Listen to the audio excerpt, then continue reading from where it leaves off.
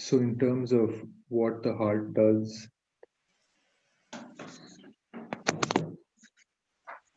I learned it before as purifying blood, etc., but has so many other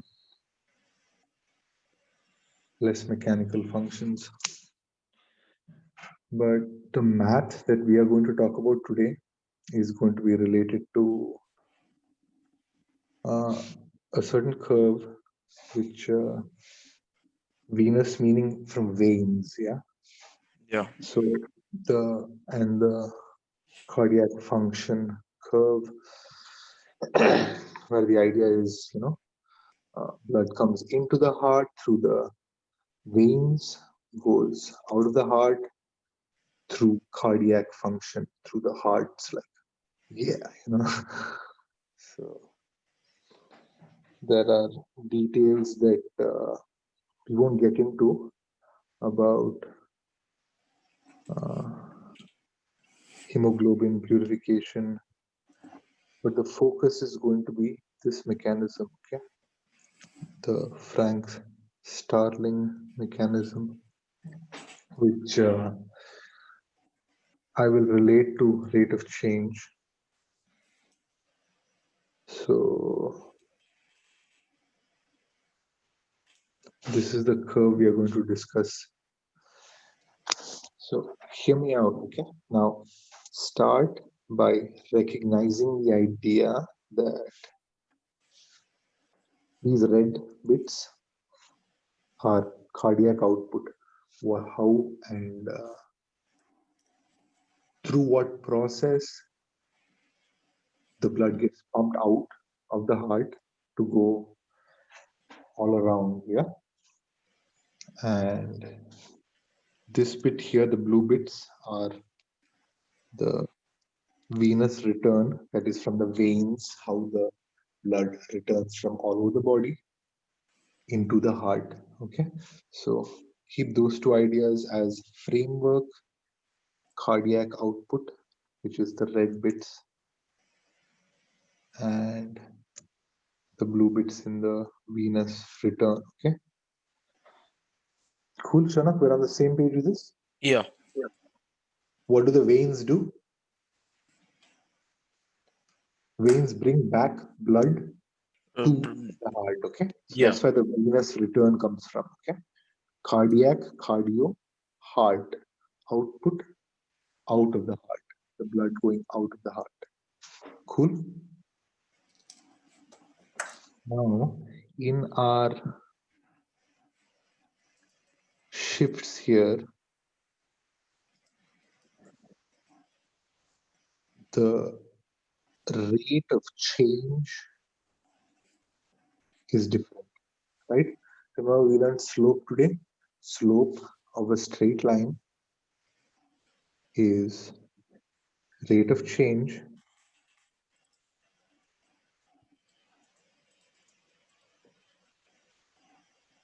and it's a constant. Is the rate of change a constant for cardiac output, Shaunak? No. Absolutely, we're on the same page with this because it's not a straight line, right? It's a Yeah. curve here, yeah? And the rate at which the cardiac output changes differs. Now, this change is related to things like exercise and the food we eat. Yeah.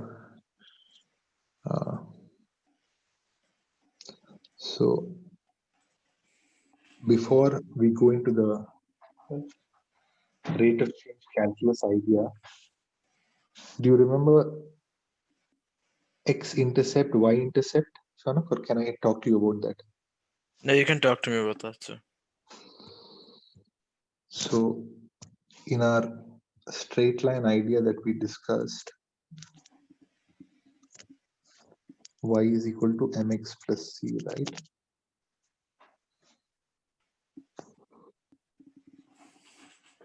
This bit here is the y-intercept, okay? It is the point at, for example, this is 5, okay? It is the point at which the graph touches the y-axis. And if this is, say, -4, that is the x-intercept, which is the point at which the graph, in this case, y is equal to mx plus c, touches the x-axis.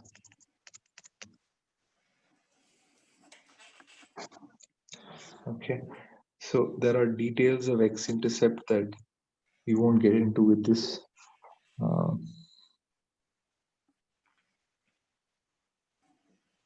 idea, but I want to talk about external factors, and let's just choose one graph, okay? Because the intersection of, let's just say, input and output, okay? Blue is Okay. input, y is output. The intersection of the input and output is the place of heart function, okay? And obviously there are external factors, but entropy is the internal version of entropy. Have you heard of entropy, Shana? No, sir. So it's an idea in the external world about order, like how, say, how crazy erratic things are, okay? The amount of order. So entropy is the internal version of that inside in external entropy.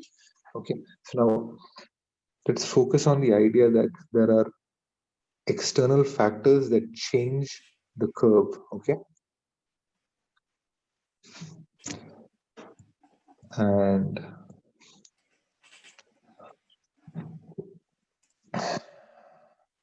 let's oversimplify the curve we saw there in cardiac function as half a parabola. Okay, Yeah. so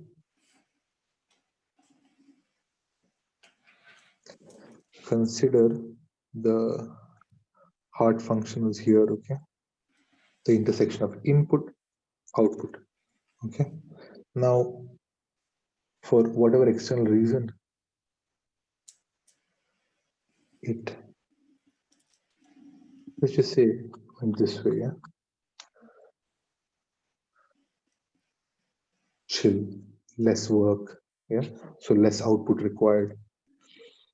And the bit I want to drive home is this curve will be probably like this, yeah.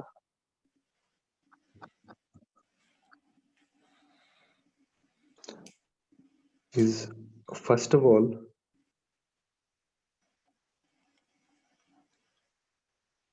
the, let's just say this point here, okay, the slope, the rate of change of the cardiac function, because it's dynamic, this doesn't stay at one point, okay, it changes, yeah. So the rate of change is represented by drawing a tangent to the green line. No, I use green. A tangent to the point. Do you remember what a tangent is, Shana? Yeah, it's a line which touches the outer edge of a circle. Yeah. Yeah. Circle graph at one point. So the slope of the tangent is a straight line. The slope of the tangent will represent, in some sense, the rate of change of cardiac function, which is a doorway to the calculus of cardiovascular. Cardio heart, vascular sort of movement of flow, veins, arteries. So that's that, Shanak. And Yeah. I want you to remember that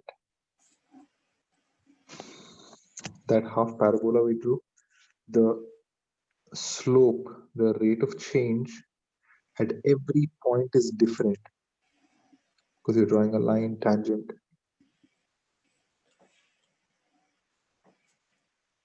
Is that idea clear, Shana? Yes, Now, sir. if you had a straight line, say this is y is equal to say 3x plus 4. Okay, what is dy by dx? It would be 3. Superb. Yeah, which is also m, right? Like we discussed earlier. Yeah. So that is the rate of change of this straight line and it's constant. Okay. Now, in our cardiovascular function idea, which we link to a parabola, half a parabola,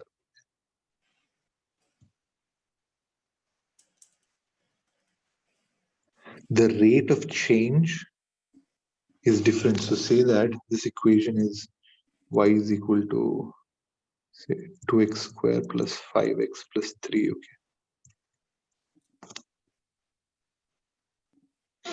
The differential of this dy by dx would give the rate of change of this function.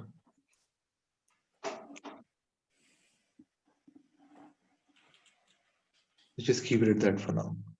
Yeah. Because if you substitute the coordinates in the differential, you'll get the rate of change at that point. Okay. Just a window. We are not going to get into this now. But we will spend some more time with general differentials and then maybe we can come back to that window. Yeah. Yeah. I won't do general differentials. We'll just do uh, the 2x square differential. Say y is equal to 2x square. So dy by dx, Shaunak, rate of change is this 2 multiplied to x as it is. Let me change the 2 to say 5. Okay. 5 as it is times this bit here. Do you remember what happens to that, Shaunak? Uh, no, sir.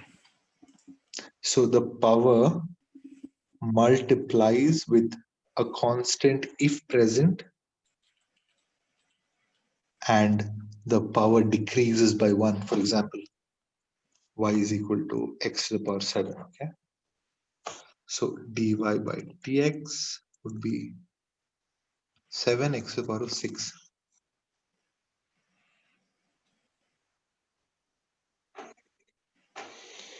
And if there was a 3 here, the 7 would just multiply to 3, become 21x to the power of 6.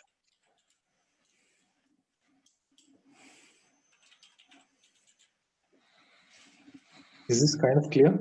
Yes, sir. So you want to try differentiating that parabola equation? Uh, okay. Think of them as separate parts. You already know this part. Yeah, this is 5x plus 3. So differentiate this and then add it to the part you already know. Okay.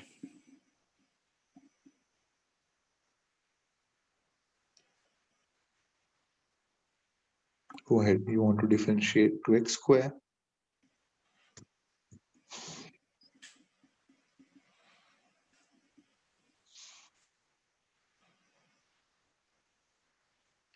So in this case, we have 5 instead of 2, and the 5 remained as it is.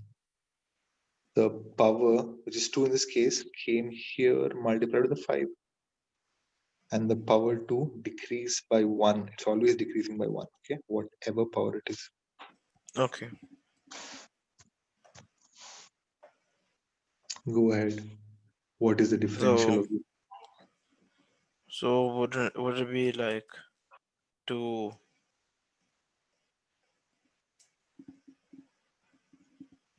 Um, I'm not sure, sir. So this 5 is the 2 in the other place. Yeah. So we'll just take it out, keep it as 2, okay? So 2x squared. And this 2 remains as it is. Notice what happens to the others. This 2 comes here, and the power decreases by 1.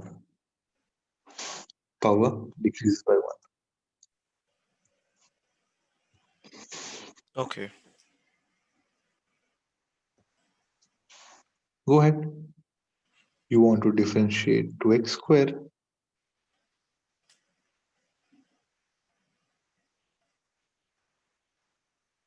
So then would like we bring a two of this, so then would be 2x times 2 Superb. plus 5. 2x Superb. plus 5. There's a times 2, okay? 2x Yep. times 2 because x square differentiates to 2x. Yeah, the 2 comes here, and then the power minus 1.